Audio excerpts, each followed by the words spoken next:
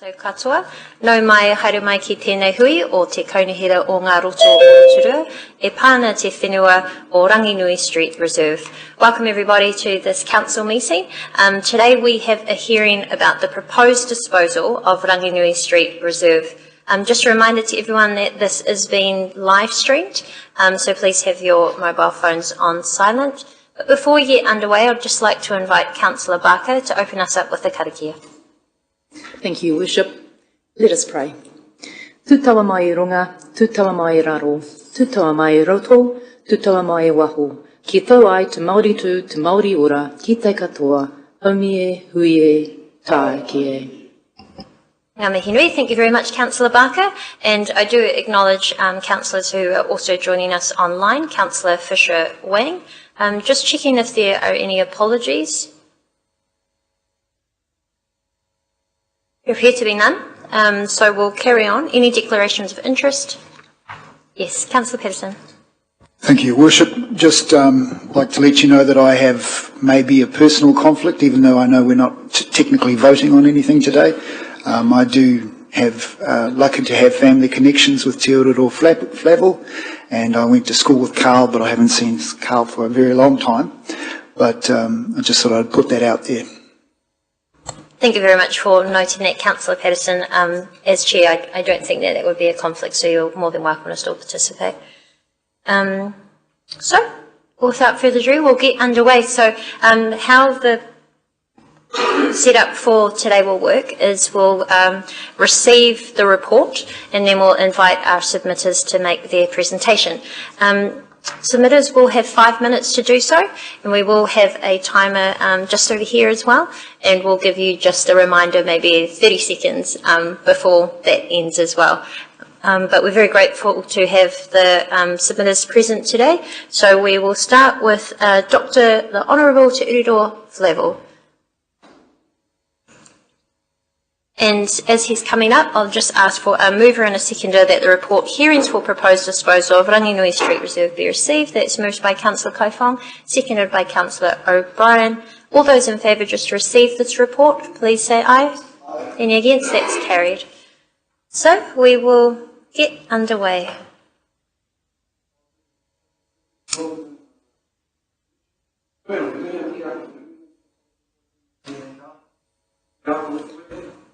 I'll tell you when to start, Ryan. Ko ngā kuia, ko ngā korau I te wai a rātou, ko rātou kai roto I te whatumana, kai roto I te whatumana o te ngāka o te tangata I tēnei rā, I te mea no rātou te whenua, no rātou te whenua, I waiho tia mai.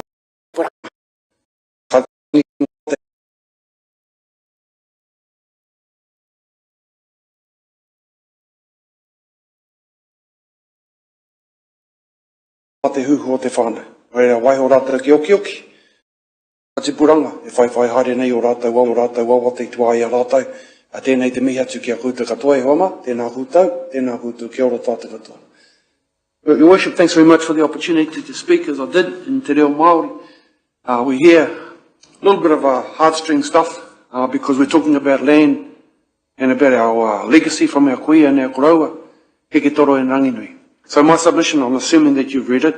I don't intend to go back over it too much, just to paint a little bit of a picture, however, about this little piece of land, which is insignificant in one sense, but hugely important for us as well. So the land we're talking about is a piece of land that was left by our kuia and our koroua, heke toro and Ranginui, and these are their children. These were the ones that were alive some 40 years ago. There are two that were missing. One died overseas in the war, and the other one died at birth. So, big family, and of course we are but a small bunch of our family that have arrived here today because of this piece of land. To be clearer, I live right next to the piece of land. As it says on my submission, I played on that piece of land. I live there right now. I walk over it most days or past it. I mow it. At least the front strip that you don't care, that you don't worry about. I mow the front bit of it because we care so much about it. And on the other side is my niece over there who lives on the other side of the land. The piece of land was, as you'll understand, quite important to us because it's in a place that was occupied by our kuia, and it must have been because it was between Ranginui Street, which was her name, and Leonard Road. And that whole farm was our farm. For some reason, As you know, and we've seen the plans and the research that's been done by your team, clearly there was a record of an exchange of land. But no doubt, there's no doubt that it was a part of our original farm, belonging to our kuia and our Rotorua. And so they sectioned off that piece of land, and opposite, the other side is another reserve that's currently in the hands of the council, which is basically for utilities. And that's okay, go to buy. We'll leave that there, not after that. However, a question that councillors, at least the council team have been trying to work out is why or how does somebody accumulate that land when there's no record of it? Usually in Māori land, in these sorts of cases, land is taken by public works. And that might have been the case in this case because the utilities are straight across the road. In this case, I want to paint the picture that it's not, I don't believe it's like that, and I'll offer up what I believe that my kuia, my Rotorua, our kuia, and our Rotorua were about. Now, Rotorua was a very well-known businessman, farmer in the Nongataha area. It must have been because the name of the streets tells you that. And my grandmother, who was 112 at the time when she passed away. Her husband passed away when he was a bit younger, in his 50s. Okay, a little bit older, but he wasn't at 100. And you'd ask the question, why would they give land over to the council at that time when in fact they designated, my kuia and Rotorua designated one section for all of the children and in some cases for the grandchildren. And we live on those lands. We are beneficiaries of that estate, if you like.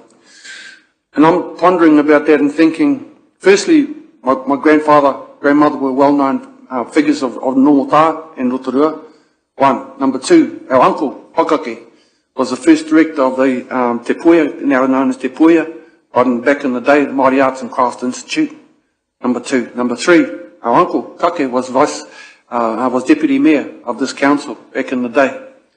Four, our uncle, or cousin, in some cases, Ernie Leonard, was a well-known figure around this town back in the day for tourism, for promoting Rotorua, much like my cousin over here, Horo Waiwai, promoting this town.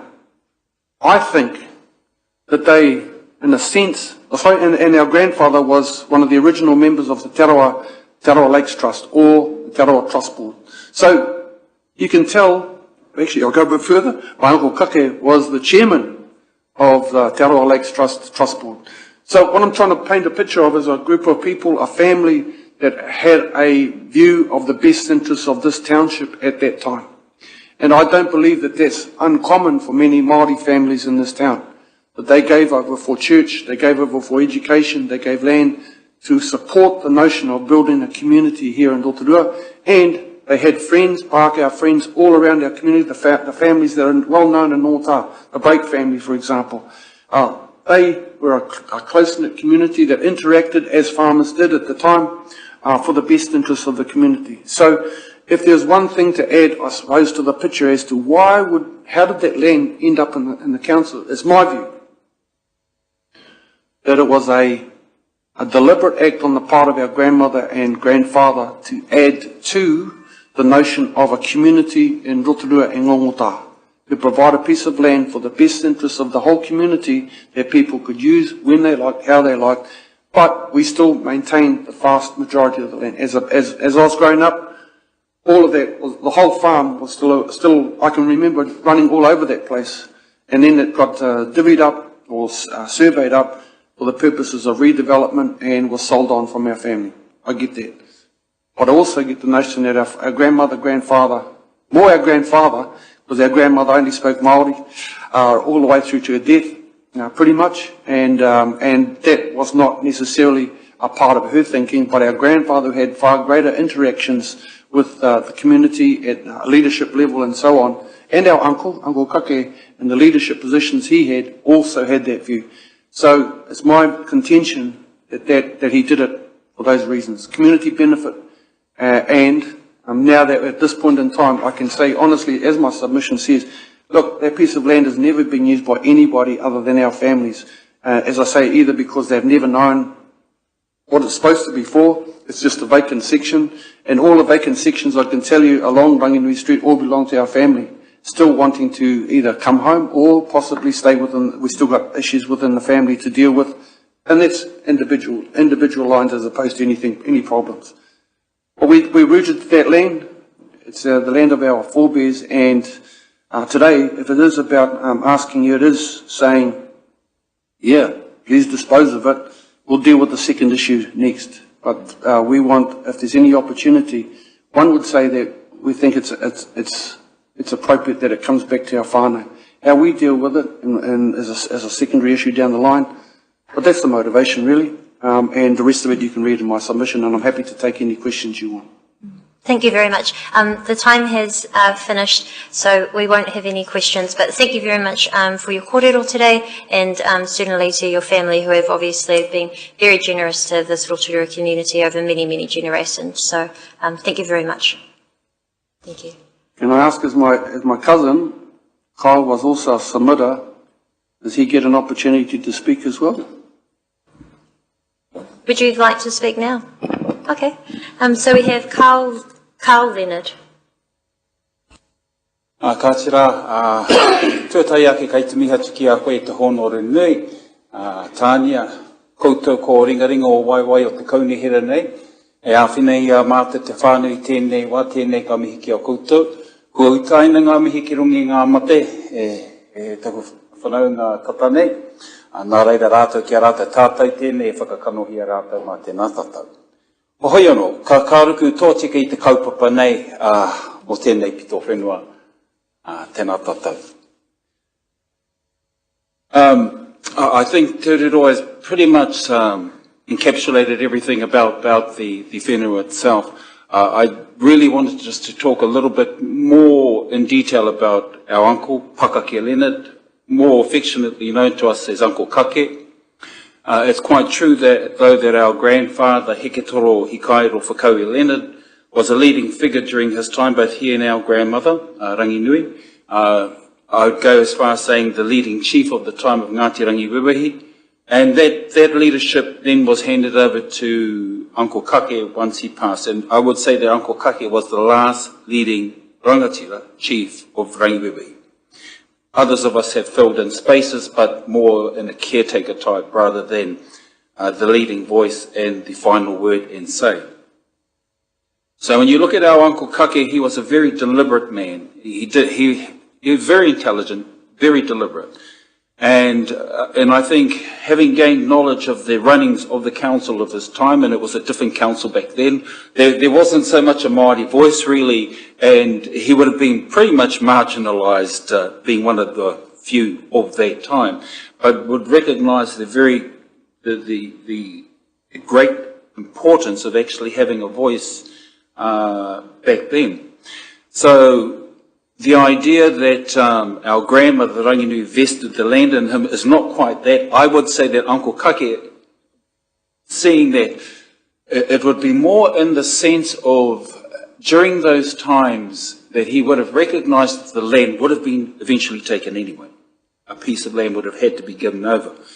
And leadership back then was more about, if the land has to be given, I want to give it. I want to give it on my terms, not to be told to give it, not to be forced to give it, not as statutory. I want to give this land under my conditions. So that's why it's kind of unusual that it got vested from our grandmother into our uncle and from the uncle straight across to the council, and there's not really a lot of conversation at the time because that was the type of man he was. They were the end of that era of chiefs. My word. What I say, I will make it happen. And they were good for their word. So that's why I say he was quite deliberate. And whatever he was invested in the time, he would make sure that he did the best of his ability. I mean, it's encapsulated in tātou tātou. Tātou tātou. That was, while the saying is not his, he saw at the time that that was a great saying or Rotorua to take up as their mantra really for the council. So he would have been amongst all those old people, recognised the sayings all the time, what is the best thing that we can do to bring our community together, and he would have been the one keeping an eye on that, as well as even through to the detail of the coat of arms.